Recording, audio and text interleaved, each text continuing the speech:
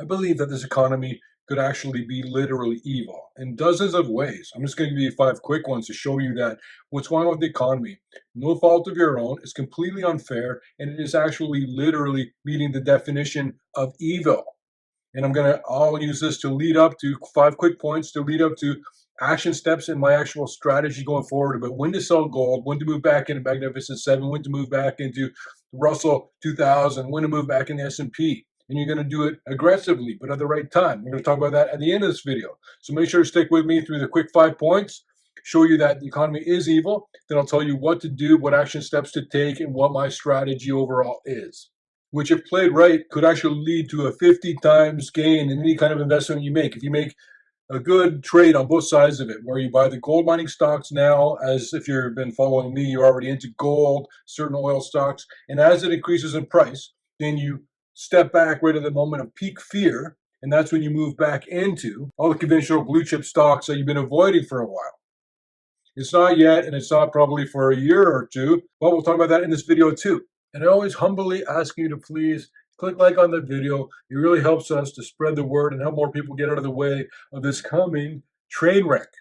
I told you in the last video that most people have a low 6-figure debt level for all their auto loans, mortgages, credit cards, etc. But also, when a new baby is born, their share of the federal debt is also low 6 figures. So you're born, and all of a sudden, you're already indebted.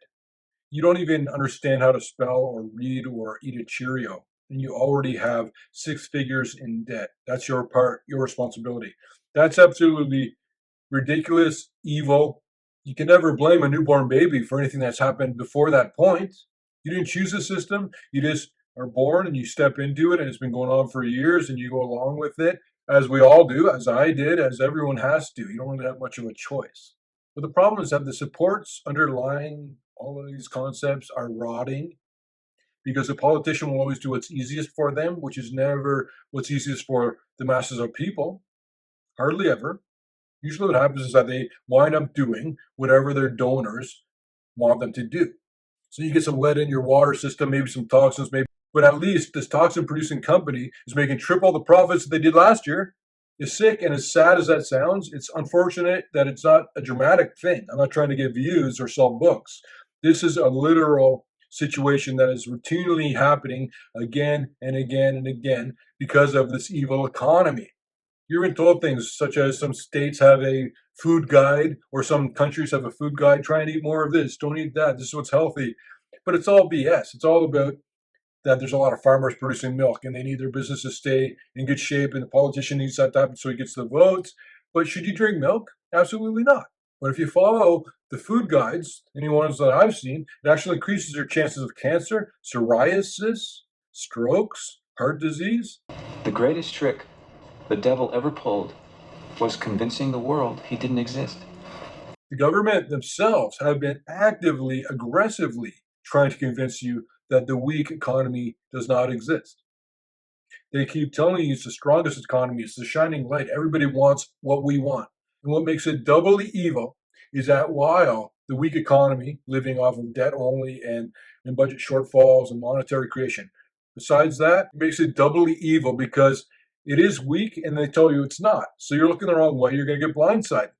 In terms of evil, I see these lies, these aggressive ongoing lies, trying to manipulate you to convince you that the economy is strong when it's not.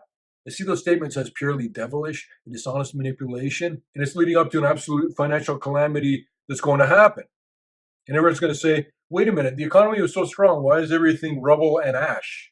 It's absolutely evil, the fake choices that we get. There's only two parties, and they always say on the media, well, I'll vote for a third party, it's a wasted vote, that kind of thing. The reason that there's only Democrats and Republicans is because those two political parties will stay in power together, even though one will be in charge at one time, one will be in charge the other time, but they stay in power together as a unit of two. This is where the evil is that they're giving you just enough choice so that you think you have choice. And you really don't, because your vote results in either the Democrats or Republicans, one of those two. No matter what you do, no matter what you believe in, no matter what you vote for, no matter if you don't vote, no matter what, one of those two will be elected. That is absolute evil because people think that they have some kind of autonomy, some kind of choice, some kind of control, and they absolutely do not. And I have to tell you about the misshapen beast of an economy just before I get into the action steps and my strategy going forward. The economy in America is like this big, beautiful system, machine. And what happens though, it's just like when a new CEO comes into a company. Sometimes the first thing they do is try and put their mark on it. They'll change the brand color to purple, they'll change the logo, and that never works out well. And what politicians do is what's in their best interest and what they even think is in the best decision for everyone, even though they don't know whether or not they're right. They just think that they're right. And so they go up to this big, beautiful American machine and they might cut one wire, add a couple more wires, loosen a bolt, tighten a few others, add their mark, change some things. And what this is death by a thousand cuts. This beautiful thing that didn't have a lot of debt behind it. It was a pretty healthy economy, the best economy in the world. And when it was, I admitted that, but with all these tiny changes that the politician will do a little tiny change and maybe get some more votes and feel like he's doing great, get reelected even. With all these death by a thousand cuts, it changes a little bit over time. Imagine 330 million people working on one sculpture of clay. It would look ridiculous. Best efforts and maybe even best intentions, sometimes malicious intentions, have turned the American economy into a misshapen beast, which is lumbering forward into uncharted waters right now. You guys know I've been giving you my educated opinions for a long time now. And if you listen to me at any point in there, then you own a lot of really high quality gold mining, silver mining companies that are really increasing dramatically in price already with a lot more to go. My approach has been definitely paying off by getting you out of Magnificent Seven, a lot of these stocks that are absolutely crashing now, and getting you into the stocks that are going higher, even at a time where everything else is falling, including bonds, with stocks, you're sitting pretty if you're avoiding all of these risks and you still own physical silver and gold and you own silver and gold mining stocks that make the Peter Leeds 29-point Leeds analysis cut. In that case, you're laughing. All you have to do is wait, watch your profits grow, and I'll talk to you when I get into the very last part about how then you pivot and make maybe 50 times your money by doing a parlay. Anybody follow me has gotten out of most stocks, got into a lot of the good gold miners, gotten into some select oil companies, the perfect ones, not any of them. A lot of them are going to go out of business or decrease in price, in my opinion. Certain oil stocks you need to have exposure to. And if you had been an insider, Peter Leeds Insider, the exclusive I wrote and sent out several days ago. Bad news. Rumors are swirling that Israel is ready to act against Iran. Here's the response from Iran about nuclear enrichment, and in my opinion, a guaranteed war will soon emerge based on these 32 words. If a strike on Iran occurs, you're going to see immediate spike in oil prices. Oil stocks will climb with that spike. There will be an immediate spike in gold prices. Gold stocks will spike with that. Lone wolf attacks will happen worldwide against civilians, soldiers, politicians, diplomats. Reactionary stock market crash, but it'll be like a shock. It'll happen just at first and could possibly rebound. Waves of rocket attacks in numbers great enough to overwhelm the defenses, resulting in tremendous Israeli casualties, tremendous damage to various Iranian targets, tremendous Iranian casualties, protests and reactions, some going violent on local streets the world over. And I go on more to talk about Turkey and what their reaction will be, etc. And I love unloved stocks. And for me right now, that would be uranium and lithium, anything in those industries. And they won't all do great, but mostly the tide will lift all boats. And Trump came out with an announcement talking about something or this or that the other day. And so uranium stocks went up 10, 20%, some of them. That will continue because we're going to go more nuclear. Just because people have a negative view on uranium right now, that's where your opportunity is. Because if you get into it when it's slow, you get to gain all those profits as America gets more and more nuclear. And of course, I tell you guys, there's such slim pickings. I've been doing this for 30 years almost. It's very slim pickings right now. A ton of companies that are interesting, but you don't want to be buying them at this price point. I've told you guys this, but there are some stocks I find. I put them in the Peter Leeds newsletter, which are not just gold. People think I'm all about gold and precious metals. I am, but I'm also about high quality stocks. My main thing is about a business that's providing value for value and turning a product into an ongoing profit, scaling that out, making a larger footprint, absorbing a few of the smaller competition. Those are the kinds of stocks we talk about in the Peter Leeds newsletter if you want to get into some of those. They're at the early stages, all under $5 per share to start. Usually sometimes they're $1, $2, and they go up pretty significantly if I'm right about them, which I am not always. You're definitely going to want to have some cash on hand, especially because of all the upcoming bargains we're going to be seeing. There's going to be tremendous bargains of assets that people are desperate and they need your help to give it away to you. The pennies on the dollar. That's how you help them. That's what they need you to do. Be ready to do that. And don't feel bad taking advantage of the tremendous numbers of opportunities that are going to be everywhere as soon as this economy rolls into the mud. There's a lot to learn. And if you learn the right things, it'll actually save you time, it'll save you money, and you'll be winding up on your feet on the other side of the mud hitting the fan. So you still have some power to be able to help the people that you care about.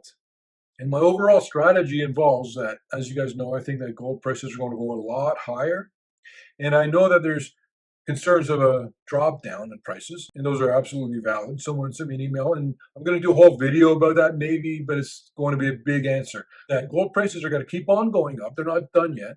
And when they get to the top, that'll be at a point of maximum fear, at which point you want to rotate the whole investment portfolio from these really profitable gold mining stocks. You take all your profits off of there, and then you put it into S&P 500, Magnificent Seven, all the blue chips, Russell 2000, every major stock market index. You just load up. You go back into the markets at the right point, which I'll tell you when that is, and it's not going to be for a while. And that's why you want to be a Peter Leeds insider. I'm going to let you know plenty of time when the transition point gets here as it approaches. Now, the gold to silver ratio is at 100 ounces of silver to my 1 ounce of gold. That's absolutely ludicrous.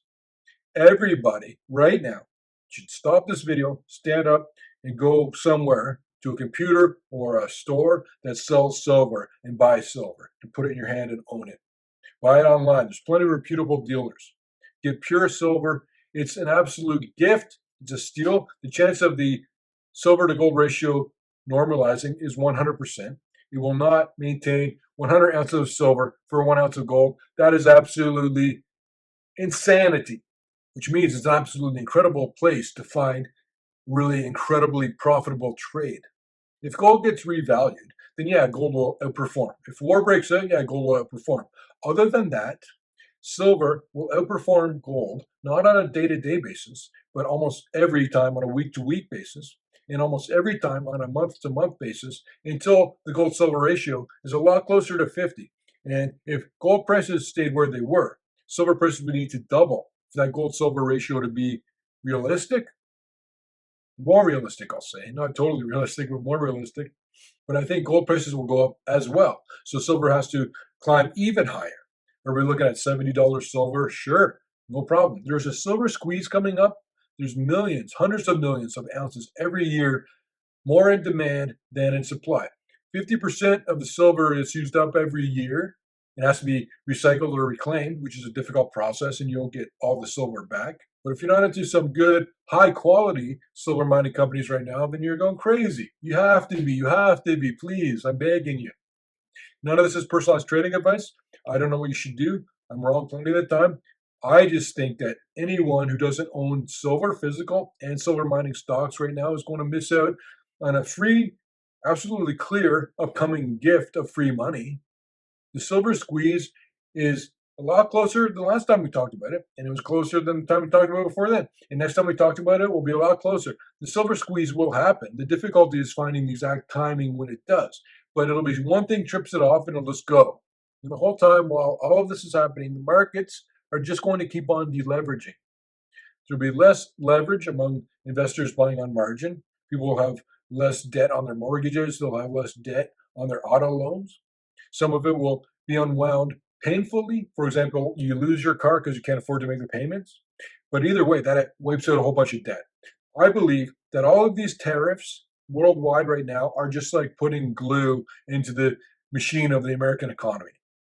I think they're going to backfire. I think the whole thing is going to fall like a house of cards. I think everything's going to go the wrong way. It's going to be the exact opposite of what the intention was. I believe that we're waiting for the other shoe to drop, and I believe that it'll drop pretty soon when people realize. Like, for example, today it just said consumer confidence for May was much stronger than expected on optimism for trade deals.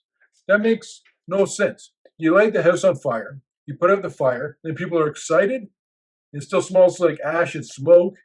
The markets are absolutely insane right now. And I believe that the big recession coming in is going to correct all of these over exuberances and financial delusions and lack of recent history. People have recency bias. They think that the market just keeps on going up because it has only gone up for 15 years.